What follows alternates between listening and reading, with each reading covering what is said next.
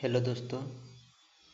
Group D में पिछला साल पूछे गए क्वेश्चन को हल करेंगे। अगर हमारा चैनल अच्छा लगेगा तो आप लोग सब्सक्राइब कर लीजिएगा। जैसे कि क्वेश्चन पहला नंबर दिया हुआ है, इसमें हम सॉल्व करेंगे। एलसीएम एचसीएफ का 4 गुना है, ठीक है। तो हम एलसीएम जो है, इधर एचसीएफ है, ठीक है।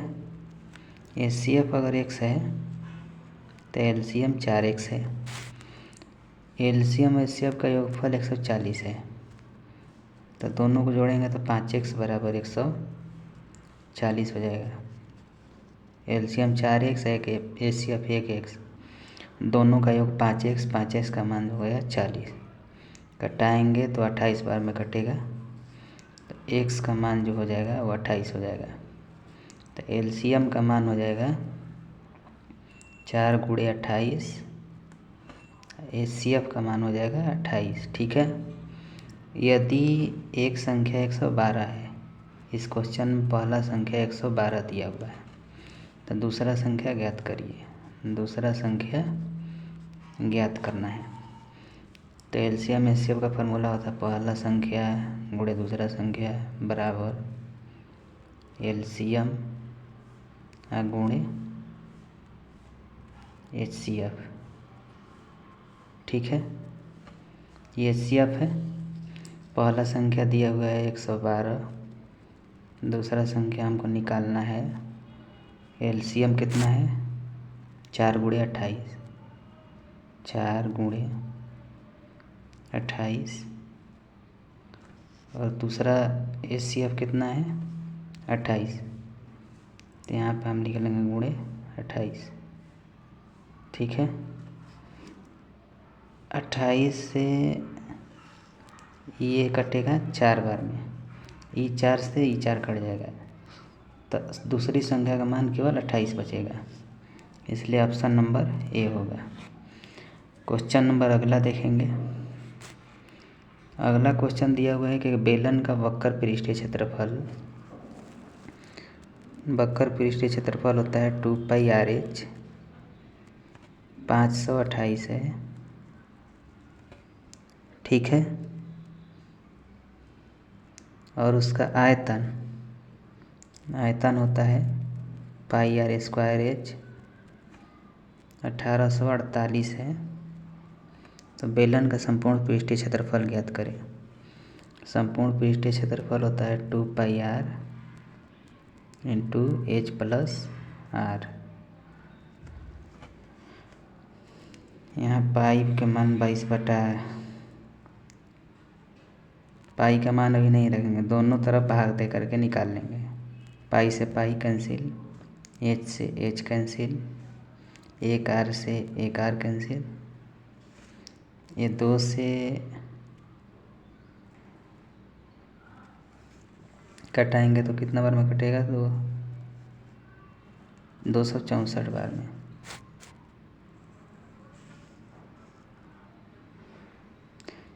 इधर 7 बार में ये कट जाएगा, यानी आर का मान आ जाएगा 7। आर का मान हम क्या निकाल लिए 7, आर का मान इधर रख करके फिर एच का मान निकाल लेंगे, यानी कि 2 गुणे 22/7 गुणे आर का मान 7 गुणे एच बराबर 528, ठीक है। ये 7 से 7 कैंसिल, ये 2 से 264 बार में कटेगा।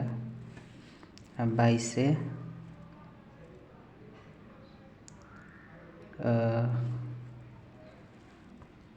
12 बार में कटेगा, यानी कि एच का मान आ गया 12। 22 से 12 बार में कटेगा तो एच का मान आ गया 12। यहाँ पर रख कर निकाल लेंगे पहलू।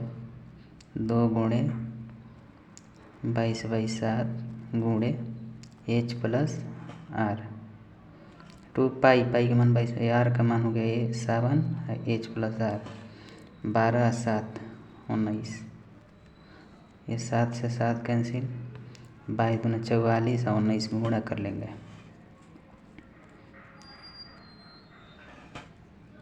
44, 19 में गुणा करेंगे तो 19 4 76 के 6 से 7 76 और 7 83 836 होगा। Option number C. अगला क्वेश्चन देखेंगे। अगला क्वेश्चन दिया हुआ है कि एक समबाहु त्रिभुज का जो परिमाप है, समबाहु त्रिभुज का परिमाप 16√2 सेंटीमीटर विकर्ण वाले वर्ग के परिमाप के 3/5 है। समबाहु त्रिभुज का परिमाप क्या होता है? 3a बराबर, देखिए इतना विकर्ण वाला वर्ग दिया है ना, तो वर्ग का विकर्ण क्या होता है? वर्ग का विकर्ण होता है √2a बराबर 16√2 दिया है, √2 से √2 कैंसिल, यानी वर्ग का भुजा 16 हो गया। तो इतना विकर्ण वाले परिमाप, तो परिमाप कितना हो जाएगा? वर्ग का परिमाप 16 × 4 होगा। वर्ग के परिमाप का 3/5 हिस्सा है, 3/5। इसको सोल्व करेंगे तो ये 3 से 3 कट जाएगा, ये बराबर आ जाएगा 64/5। पूछ क्या रहा है? त्रिभुज का क्षेत्रफल। तो समबाहु त्रिभुज का क्षेत्रफल क्या होता है? √3/4 गुणे भुजा स्क्वायर, तो भुजा ये निकला है, तो 64/5 64/5 अनुपात कह रहा है कि वर्ग का क्षेत्रफल, तो वर्ग का भुजा कितना निकाले हैं? 16, तो 16 × 16, इसी को हम कटा लेंगे, आंसर आ जाएगा। तो ये 16 से कटाएंगे तो ये 4 बार में कटेगा, ये 4 से ये 4 कैंसिल, 16 से ये 4 बार में कटेगा, यानी कि 4√3 और नीचे हो जाएगा 25। तो अनुपात जो आएगा वो 4√3 आएगा। Option number A. मेरा चैनल अच्छा लगेगा तो सब्सक्राइब कीजिए, सपोर्ट कीजिए। आप सब लोग को बहुत बहुत धन्यवाद। Thank you.